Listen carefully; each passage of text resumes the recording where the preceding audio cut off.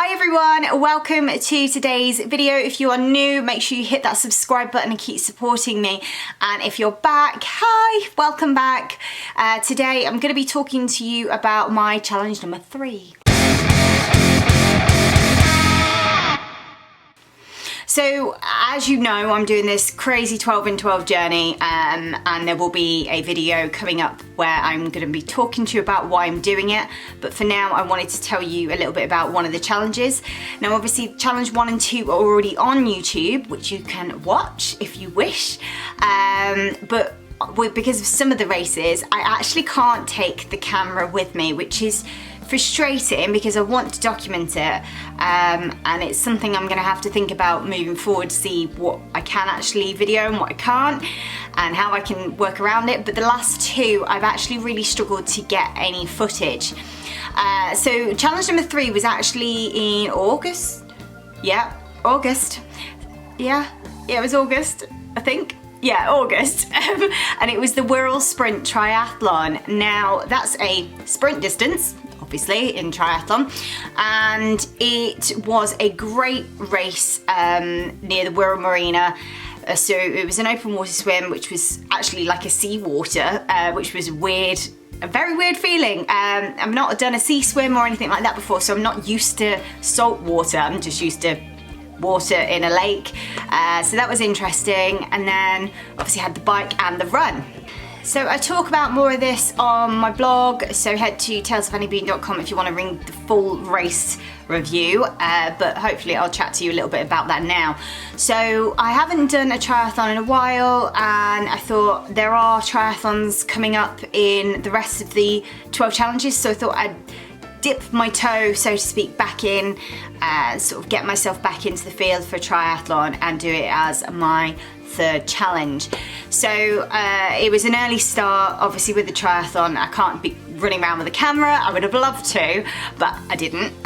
So you're gonna have to deal with some of my photos as they're popping up.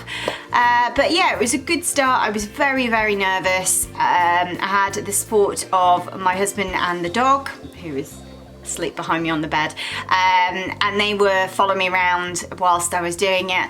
It was actually a bit more of a challenge because I haven't worn cycle shoes for a race ever, actually. I've never worn them, and I used to wear cycle shoes and then came off my bike, and it's sort of, so for the last however long, I've actually been a really nervous cyclist, and that's actually the worst thing you can be because that's when you're more likely to make mistakes. So I was umming and ahhing before the race whether to cycle in trainers or to cycle in cycling shoes, and I was like, nah, I just have to do it. Just stop thinking about it, just do it. So I used cycle shoes and proper pedals and stuff, and I was actually more proud of myself for doing that than actually completing the race. My husband said I was totally relaxed and looking like I was loving life as I was doing my 5k. So, you know, 5k run at the end, and that was really nice. It was just such a happy atmosphere, and I needed that to sort of encourage me and think, yes, I can do this. And now I'm actually into full winter training at the moment, so I'm excited to see how I'm going to progress over this 12 in 12. So yeah, there's a couple of triathlons coming up later on, which will be next year.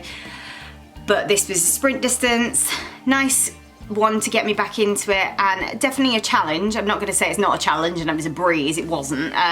You know, swim is always hard. It was the first swim where they'd set you off in waves, and the waves are really close together, so there was a lot of swimming on top of people, and people swimming on top of me, and elbows and all sorts. And I've never had a swim race, sort of swim start like it ever, so it was sort of a little bit of a shock, if I'm honest. But I guess it's good that I've had that experience, and so now I know if it is a busy race and there are a lot of people starting at the same time, I can deal with it.